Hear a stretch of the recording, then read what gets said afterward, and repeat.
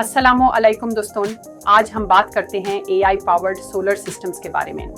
सोचिए, आपका solar system अब सिर्फ दिन में काम नहीं करता, बल्कि रात और क्लाउडी दिनों में भी स्मार्टली काम करता है। एआई का मतलब है कि आपका सिस्टम रियल टाइम में डिसीजंस लेता है। ये देखते हैं कि बिजली की डिमांड कब बढ़ रही है, बैटरी कब चार्ज करनी है और कब सोलर पावर यूज़ करनी है। अगर आप घर पर नहीं हैं तो ये सिस्टम ऑटोमेटिकली बैटरी को चार्ज करेगा और अननेसेसरी लोड को ऑफ कर देगा। 2025 के नए सोलर इन्वर्टर्स में एआई इंटीग्रेशन एक नॉर्मल फीचर बन गया है।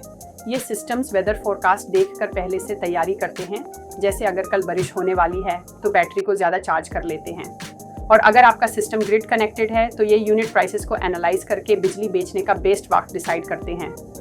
यानी सिर्फ आपकी इलेक्ट्रिसिटी बिल नहीं कम होती, बल्कि सिस्टम की लाइफ भी बढ़ जाती है। आजकल ऐसे एआई सोलर इन्वर्टर्स हैं जो मोबाइल ऐप से कंट्रोल होते हैं। आप कहीं भी हो, सब कुछ मॉनिटर कर सकते हैं। स्मार्ट तरीके से बिजली यूज़ करने का वक्त आ गया है।